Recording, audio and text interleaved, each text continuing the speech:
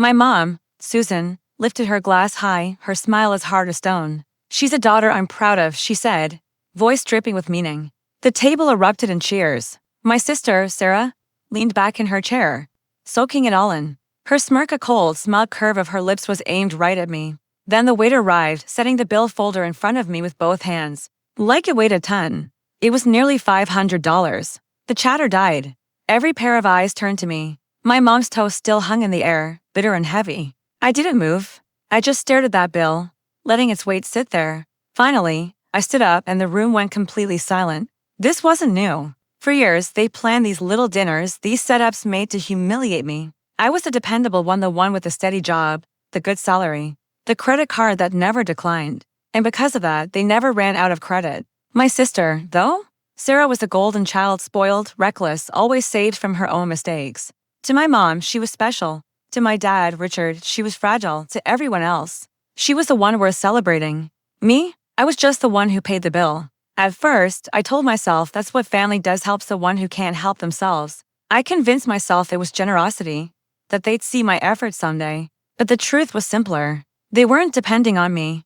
They were standing on me. It got harder to ignore over time. Birthdays where Sarah's name was in frosting and mine was squeezed in at the end, almost forgotten. Holidays where my gifts went unnoticed while hers were treated like miracles. Trips where she didn't spend a dime. But I covered everything, the flights, the hotels, even the drinks she spilled on the sand. And when the check came, always the same silence, always sliding it toward me like it was understood. It wasn't an accident. It was intentional. They wanted me to believe paying was my role, my purpose. But slowly, something changed in me. I stopped offering. I stopped volunteering. I let the silence stretch longer each time, just to see if anyone else would pick up the check. They never did. That's when it hit me I wasn't their daughter. I was her ATM, so? I made a plan. I booked this dinner myself, reserved the private room, pre-ordered the wine, the appetizers, the champagne. I even confirmed the price, a perfect $500, enough to sting but not enough to raise suspicion. And before the night began, I made one small adjustment. I switched the credit card on the reservation. Not mine, Sarah's. Now, here she was, my sister, sipping wine with that same smug smile, soaking up every ounce of our mom's praise. She had no idea what was coming. When I stood up, I didn't raise my voice or make a scene. I simply picked up the bill, tapped it once with my finger, and slid it across the table toward her. "You've got this one," I said. Her smirk vanished. "What?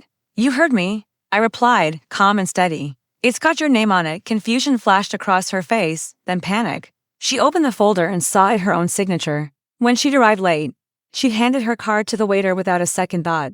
Now, her mouth opened, but no words came out. The air went heavy, thick with silence. My mom's smile disappeared.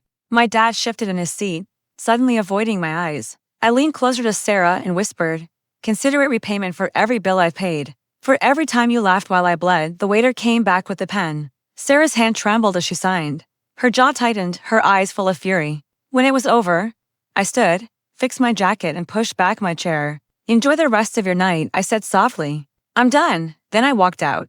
The call started before I even reached my car. My mom was first, her voice sharp with rage. "How could you embarrass her like that?" I said nothing, letting her anger fade into static. Then came my dad, stern, commanding. "You've made your point. Come back and fix this." I hung up without a word. Finally, my phone lit up with Sarah's name. Her voice was shaking, desperate. "You can't leave me with this. I don't have the money." "You know I don't."